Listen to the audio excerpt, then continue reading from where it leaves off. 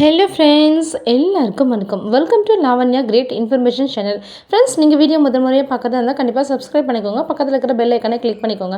அப்போ தான் நான் போடுற வீடியோட நோட்டிஃபிகேஷன் உங்களுக்கு கொண்டே வரும். ஃப்ரெண்ட்ஸ், ரேஷன் கார்டு நம்ம அப்ளை பண்ணியிருப்போம். ரேஷன் கார்டு இப்போ எந்த ஸ்டேட்டஸில் இருக்குதுன்னு சொல்லி நம்மளால் பார்க்க முடியாது. ஆனால் இப்போ மொபைல் ஃபோன் மூலமாகவே நம்ம பார்த்துக்கலாம். அது எப்படின்னு சொல்லிட்டு இப்போ நம்ம விரிவாக பார்க்கலாம் வாங்க.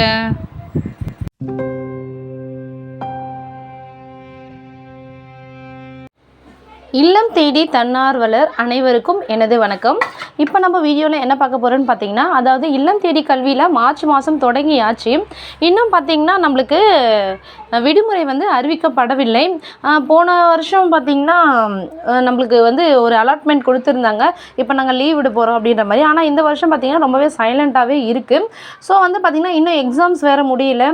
இன்னொரு விஷயம் பார்த்திங்கன்னா எலெக்ஷன் வேறு வரதால் கொஞ்சம் டிலே ஆகலாம். ஸோ இன்னும் நம்மளுக்கு முழுமையான ஒரு அறிவிப்பு வரவில்லை.